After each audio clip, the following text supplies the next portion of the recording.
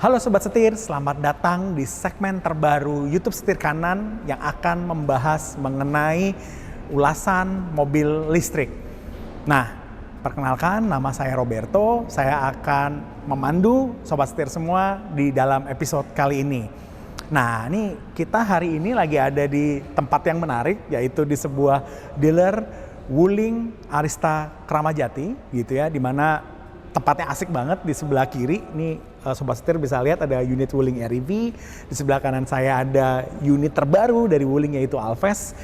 Dimana kalau Sobat Setir penasaran gitu ya bagaimana unit-unit yang baru saya sebutkan tadi, Sobat Setir bisa datang langsung ke sini untuk test drive, siapa tahu ada yang sesuai dengan kebutuhan Sobat Setir semua.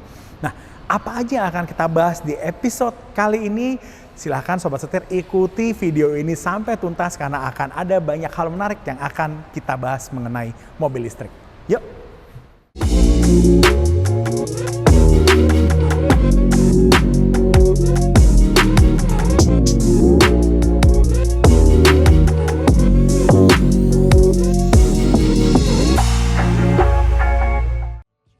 Nah, di episode kali ini apa sih mau kita bahas? Ada banyak pertanyaan yang sudah dilayangkan ke Setir Kanan dari beberapa episode sebelumnya, di mana pertanyaan-pertanyaan ini adalah pertanyaan-pertanyaan yang sifatnya umum dan basic-basic lah ya. Kalau kita mau mikir-mikir nih, beralih dari mobil konvensional kita ke unit mobil listrik. Atau ya kita mau nambah nih, mau coba-coba pakai mobil listrik. Rasanya banyak orang yang mulai berpikir seperti itu ya di era-era sekarang. Apalagi buat kita-kita anak-anak muda ya atau dewasa muda yang mulai berpikir untuk coba mulai mencintai bumi kita dengan memulai menggunakan unit-unit yang sifatnya lebih ramah lingkungan. So, apa aja sih yang kira-kira bisa kita bahas dari mobil listrik ini? Kita akan mulai satu persatu. Sebelum mulai lebih jauh, pastinya Sobat Setir pengen tahu dong mobil listrik apa aja sih yang sudah ada di Indonesia dan berapa harganya. Saat ini sudah ada lebih dari 13 merek yang menawarkan mobil listrik sebagai salah satu alternatif dari sekian unit yang sudah mereka punya dan sudah dipasarkan di Indonesia. Di mana dari 13 merek ini ada juga yang sudah memiliki beberapa varian. Yang pertama, dari Toyota ada unit bZ4X, ini adalah mobil listrik pertama dari Toyota, seharga 1,1 miliar. Berikutnya ada Lexus dengan unit UX300e dengan harga 1,4 miliar. Nah, nggak ketinggalan juga ada BMW yang menawarkan 3 varian, dimulai dari i3, i4, dan iX, seharga 1,3 sampai dengan 2,3 miliar. Ada juga merek yang dimana saya lagi ada nih di dealernya, yaitu dealer Wuling. Wuling menawarkan unit REV seharga 200 sampai 300 jutaan. Berikutnya ada Nissan yang menawarkan unit Leaf seharga 730 jutaan. Ada Hyundai dengan Ioniq 5 seharga 748 sampai 859 jutaan. Lalu ada Mini dengan Mini Electric seharga 955 jutaan. Ada DFSK dengan unit Gelora E seharga 583 jutaan. Ada Renault dengan unit Twizy di harga 595 jutaan. Lalu ada Tesla yang punya 4 varian dari mulai model 3, model S, model X, dan model Y seharga 1,5 sampai dengan 4,5 miliar. Lalu ada Kia dengan EV6 seharga 1,2 miliar. Berikutnya ada Citroen seharga 1 miliar. Dan nggak ketinggalan nih, ada EV CBU dengan unit K-Upgrade yang menawarkan unit yang cukup ekonomis seharga 75 jutaan aja. Ada juga Mercedes-Benz nih yang mengeluarkan seri EQE seharga 2,2 miliar dan seri EQS seharga 2,9 miliar. Ini adalah list harga mobil yang sedang dijual di Indonesia nih Sobat Setir. Udah mulai tertarik untuk eksplor salah satunya? Yuk kita mulai aja, coba-coba siapa tahu ada yang cocok dengan kebutuhan Sobat Setir semua. Nah, pertanyaan kedua, pastinya Sobat Setir nanya kalau udah punya unit mobil listrik, nge-charge-nya di mana ya? Sebenarnya nge-charge hari ini sudah lebih mudah dibanding awal-awal dulu waktu pertama kali mobil listrik itu masuk ke Indonesia kali ya. Karena sekarang yang penting Sobat Setir bisa nge-charge di mana aja. Yang penting Sobat Setir harus punya daya 2200 VA.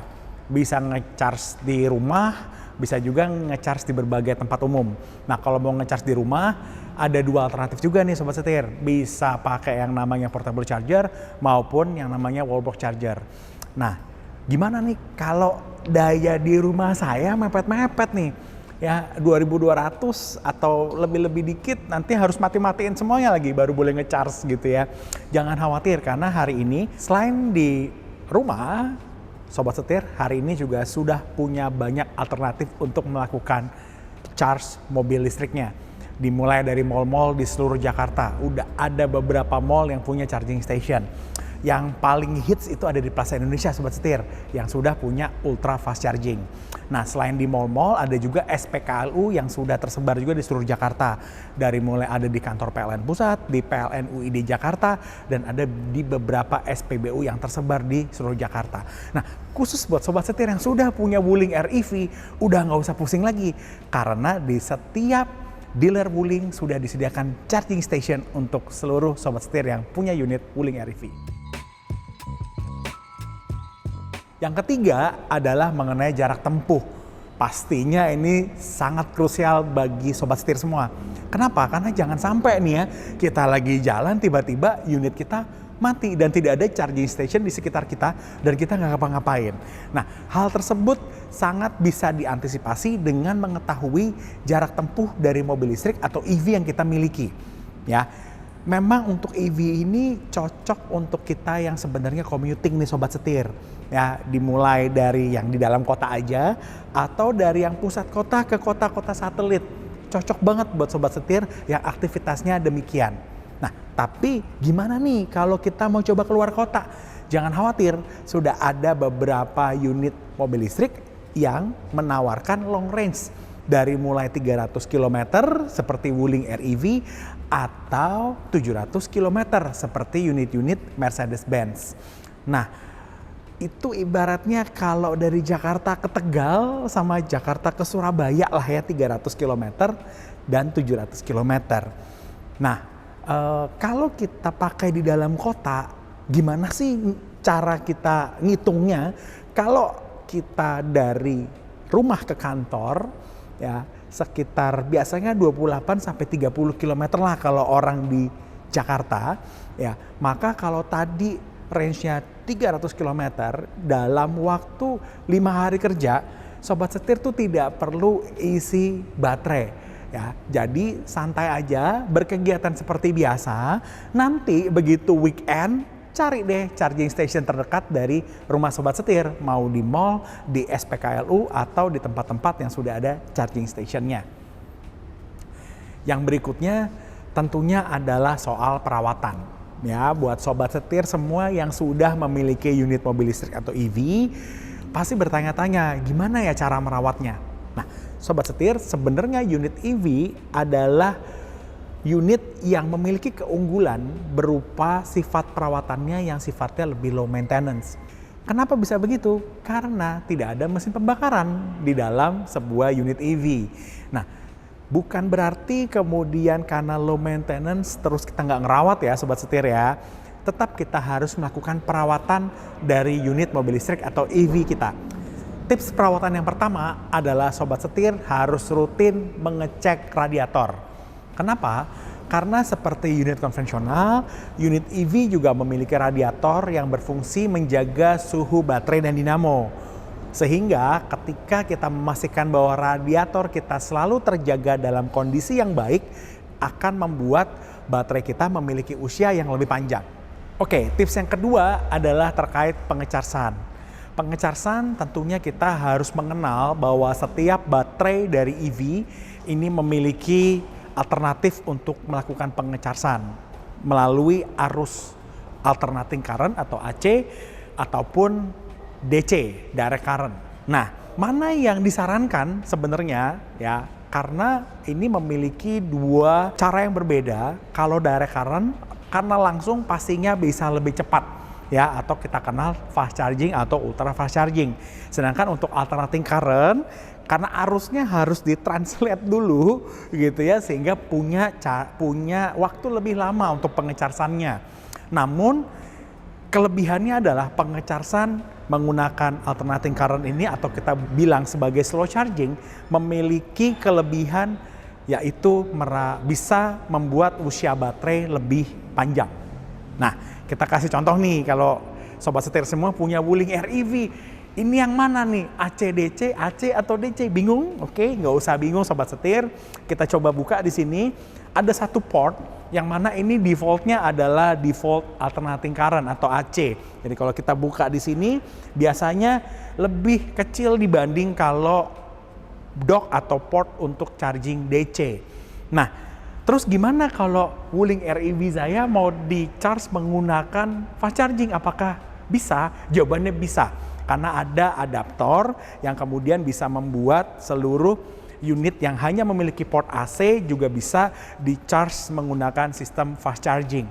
Nah, tapi balik lagi ya sobat setir ya, kalau saran dari saya lebih baik slow charging supaya usia baterai sobat setir bisa lebih panjang. Tips yang ketiga adalah mengenai software. Sobat setir semua, unit EV yang terbaru terkini sudah dilengkapi oleh sebuah software yang mengatur seluruh features dan functionalities yang ada di dalam unit EV kita.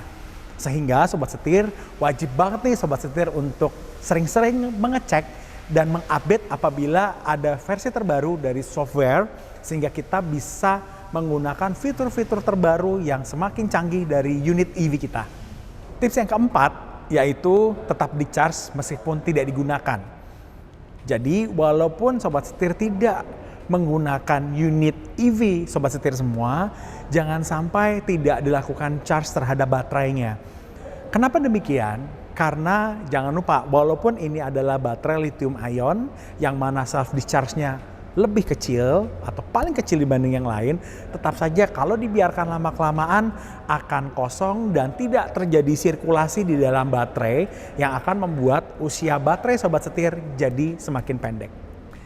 Yang terakhir ini yang paling sering ditanyain sama sobat setir. Kenapa sih kita harus beralih nih dari unit konvensional ke unit EV? Nah, ada beberapa jawaban sih sobat setir. Yang pertama, saya mau bicara dulu mengenai dampak lingkungan. Dampak lingkungannya jelas jauh lebih ramah unit-unit EV dibandingkan unit konvensional. Kenapa unit-unit EV tidak memiliki gas buang seperti unit-unit konvensional yang kemudian dapat mencemari lingkungan. Nah, dengan kita menggunakan unit EV sebenarnya kita memberikan usia yang lebih panjang untuk bumi kita tercinta dan untuk anak cucu kita ke depan. Berikutnya sobat setir adalah mengenai efisiensi energi. Mobil listrik atau EV cenderung memiliki efisiensi energi yang jauh lebih besar dibandingkan unit konvensional. Sebuah studi menunjukkan bahwa unit EV memiliki efisiensi maksimal di 80%, sedangkan untuk unit konvensional hanya di 20%. Nah, ketika kita bicara mengenai efisiensi, ujung-ujungnya duit, bener nggak sih sobat setir? Biaya. Bagaimana mengenai efisiensi biaya? Memang kalau kita lihat investasi untuk kita memiliki unit-unit EV lebih mahal dibanding unit konvensional. Mau beli pertamanya harganya mahal. Tapi kalau kita bicara mengenai jangka panjang, lama-kelamaan akan lebih ekonomis. Karena yang pertama, bahan bakar listrik lebih murah dibanding bahan bakar konvensional. Yang kedua, dari sisi suku cadang dan perawatan, karena tidak memiliki banyak suku cadang yang mendukung kinerja dari unit EV sehingga tidak perlu banyak dilakukan penggantian suku cadang seperti yang biasa dilakukan oleh unit-unit konvensional. Nah, berikutnya soal kinerja.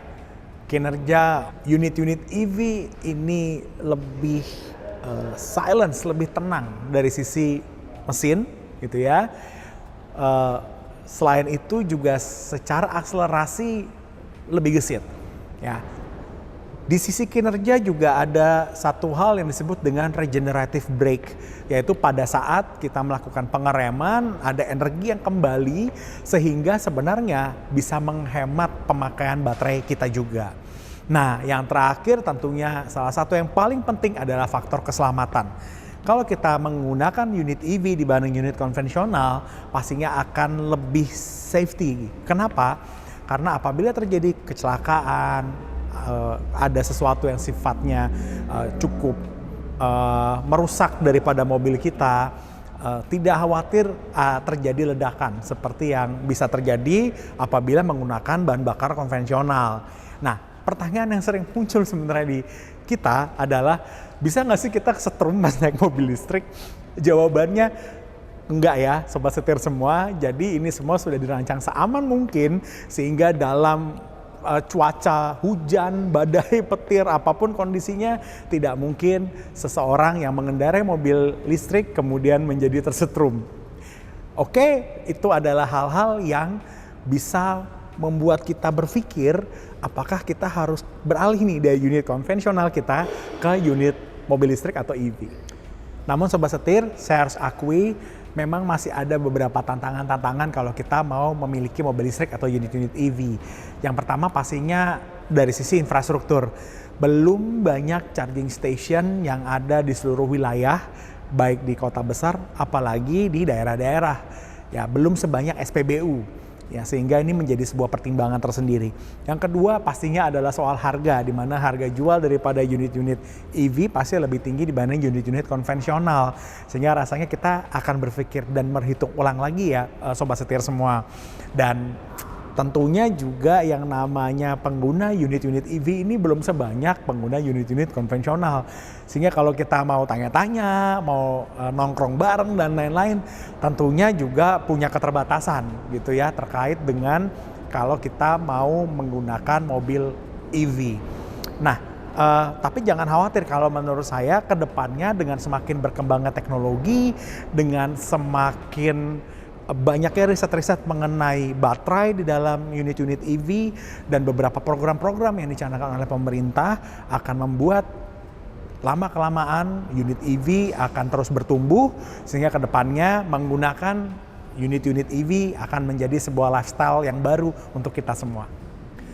Oke, sobat setir, demikianlah episode kali ini mengenai ulasan mobil listrik. Sampai jumpa di episode-episode berikutnya, dan jangan lupa untuk like apabila sobat setir suka dengan video ini, lalu banjiri tulisan berupa komentar, pertanyaan apapun di kolom comments supaya kita bisa diskusi lebih lanjut mengenai mobil listrik di episode berikutnya. Nah, jangan lupa juga sobat setir untuk follow Instagram dan TikTok kami di @setirkanan_official. Jangan lupa juga sobat setir yang penasaran dengan unit-unit Wuling bisa datang ke dealer Wuling Arista Kramajati. Demikian dari saya Roberto. Sampai jumpa di episode berikutnya mengenai ulasan mobil listrik. Salam setir kanan.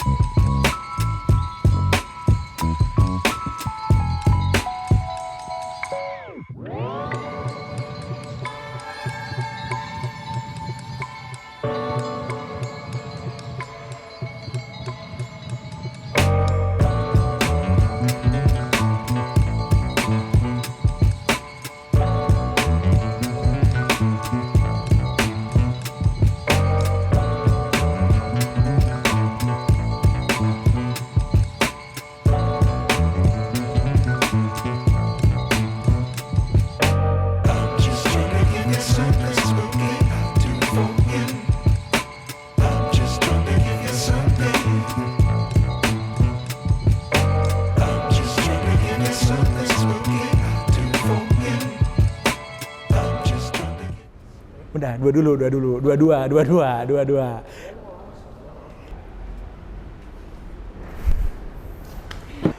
Lalu bersih-bersih, mandi, kok jadi panjang?